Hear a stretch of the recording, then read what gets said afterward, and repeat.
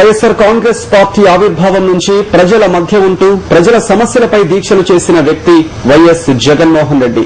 పుట్టినరోజున జనం మధ్యన ఉండడమే నిజమైన సంతోషం అనుకునే నాయకుడు. అలాంటి జననేత కుట్ర రాజకీయాలకు బలై ఈ పుట్టినరోజు నాటికి జైలు గోడల మధ్యనే చిక్కుకొని ఉన్నారు.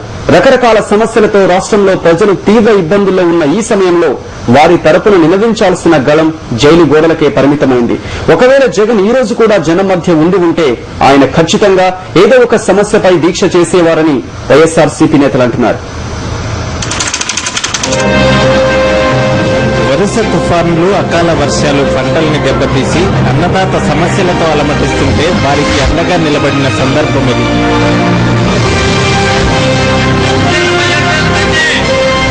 రైతుల కష్టాలను ప్రభుత్వం దృష్టికి తీసుకొచ్చేందుకు విజయవాడ కృష్ణమ్మ నదీ గర్భంలో 1,00,000 మందితో లక్ష్య దీక్ష నిర్వహించారు వైఎస్ జగన్. తన జన్మదినం రోజు కూడా మండు టెండని, ఎముకలు కొరికే చలిని సైతం లెక్క చేయకుండా దీక్ష చేశారు. కృష్ణా తీరం జనసంద్రాన్ని పలకరించారు.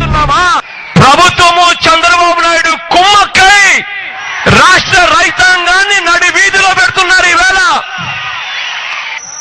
ఆ వేళ దివంగత నేత ప్రేతమ నాయకుడు రాజశేఖర రెడ్డి గారు చూపించిన ఆ ఔదార్యంలో భాగంగా ఆ వేళ 1800 కోట్ల రూపాయలు ఇవ్వడానికి ఒక్క నిమిషం కూడా ఆలోచన చేయని దివంగత నేత ప్రేతమ నాయకుడు రాజశేఖర రెడ్డి గారి స్ఫూర్తి ఈ ప్రభుత్వానికి ఏమైంది అని అడుగుతున్నా నేను.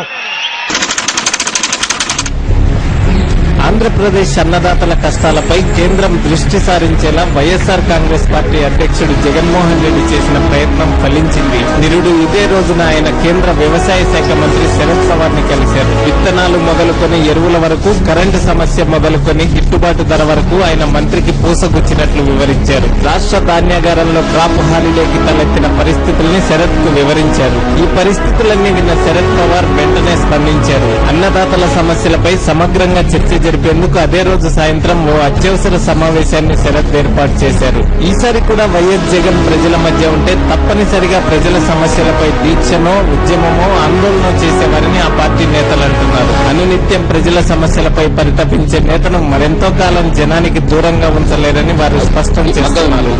కేవలం జగన్మోహన్ రెడ్డి గారు మాత్రమే ప్రధానమంత్రి గారి దగ్గరికి ఒత్తిడి తీసుకొచ్చి ఎగుమతుల మీద దాన్ని లిఫ్ట్ చేయాలని ఒత్తిడి చేసిన విషయం కూడా అందరికీ తెలిసిన విషయమే. జగన్మోహన్ రెడ్డి గారు తన రాజకీయ పోరాటంలో 2010 డిసెంబర్ 21 తన పుట్టినరోజు నాడు కృష్ణా నది గర్భంలో ఆయన మొత్తం రైతుల కోసం లక్ష్య చేశారు. మరలా 2011 డిసెంబర్ 21 మరలా ఆయన పుట్టినరోజు నాడు ఢిల్లీలో శరద్ పవార్ గారితో అపాయింట్మెంట్ అంటే ధాన్యం ఎగుమతులకి, అలాగే ధాన్యానికి బోనస్ ఇవ్వాలనే డిమాండ్ తో ఢిల్లీలో ఉన్నారు. సాయంత్రానికి రాజకీయం చేసి ఆ మీటింగ్ రద్దు చేశారు. మరలా ఇవాళ ఎక్కడ జగన్మోహన్ రెడ్డి గారి ప్రజా పోరాటంలో ప్రజల్లో చొచ్చుకుపోతున్నాడు అని ఇవాళ మళ్లీ పుట్టినరోజు నాడు ఇవాళ పూర్తిగా రైతులతో కలవనీయకుండా, ప్రజలతో కలవనీయకుండా ఒక కుమ్మక్కుతో ఒక అక్రమంగా లోపల పెట్టి ఇవాళ ప్రజల్లో కలవనీయకుండా చేశారు. జనం మధ్య ఉండడమే పండుగగా వారి కష్టాలు, కడగండ్లను తన ఎజెండాగా మార్చుకున్న జగన్ ఈ జన్మదినం రోజు కోట్లాది మంది శుభాకాంక్షల్ని మౌనంగా వింటూ గడపాల్సిన పరిస్థితి దాపురించింది. ఈ దుస్థితి తీసుకొచ్చిన నీచ రాజకీయాలకి ఎప్పుడెప్పుడు ముగింపు పలుకుదామా అని వైఎస్ఆర్ కాంగ్రెస్ పార్టీ నేతలు, కార్యకర్తలు, అభిమానులు ఆతృతగా ఎదురు చూస్తున్నారు. చంద్రకాంత్.